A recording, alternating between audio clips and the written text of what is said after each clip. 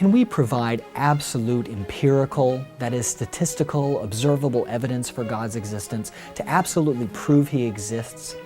If we could, perhaps everyone would be a believer. God, by definition, is beyond us in time, space, and intelligence. We cannot use science to prove Him or show Him to us, because science is involved with things God created, the physical material world, things which cannot measure and observe His spiritual and eternal essence. Nevertheless, we can come to know about the creator of a piece of art, for example, by exploring that piece. In fact, just the fact that the piece of art exists provides evidence that there is a creator for the art, unless, of course, one believes that the art came together by chance. To have faith does not mean that we only believe things blindly.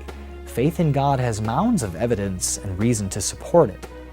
Moreover, everyone has and uses faith, including scientists, as scientist Dr. Stephen Meyer attests. They have faith in all of the assumptions that go into their experiments, many of which cannot be absolutely proven. He argues that we base many things in life on our unproven assumptions. As he puts it, nobody gets absolute proof of anything. Actually, with the exception of geometry, we can prove almost nothing absolutely. To make this point clear to my students, I often use an example of getting married.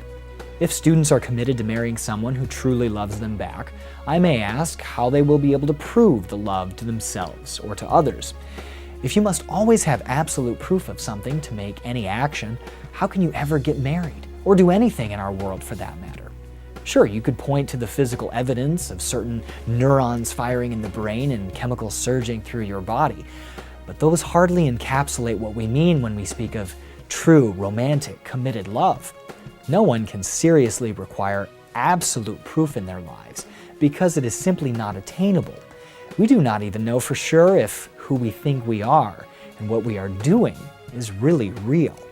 Consider the films The Matrix or Inception, for example. Whether we like it or not, God is a mystery to us in a much greater way than our language, culture, emotions, and intelligence are beyond the understanding of a fly. As Benedict XVI, then Cardinal Ratzinger, noted, any attempt to reduce God to the scope of our own comprehension leads to the absurd. We can only speak rightly about Him if we renounce the attempt to comprehend and let Him be the uncomprehended. After all, if God were not a mystery beyond our comprehension, He would not meet the basic definition of God. Ratzinger agrees that absolute proof is elusive. However, we must also realize that while the believer may not have absolute proof of God's existence, neither does the unbeliever.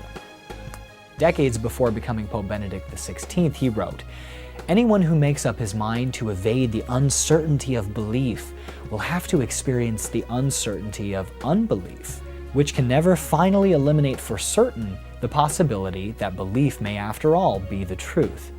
In other words, to reject God because there is not absolute proof for Him is no better of a position because there is also never absolute proof against Him.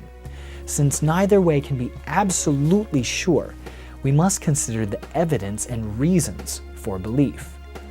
When one considers the evidence with an open mind, the path to God opens, as it has for many who have trod the first steps on the road of faith, such as former atheist turned legendary Christian apologist C.S. Lewis. Dr. Peter Kreeft suggests, God provided just enough evidence of Himself for any honest seeker whose heart really cares about the truth of the matter, but not so much that hardened hearts will be convinced by force. Jesus is like a lover with a marriage proposal, not a cop with a warrant.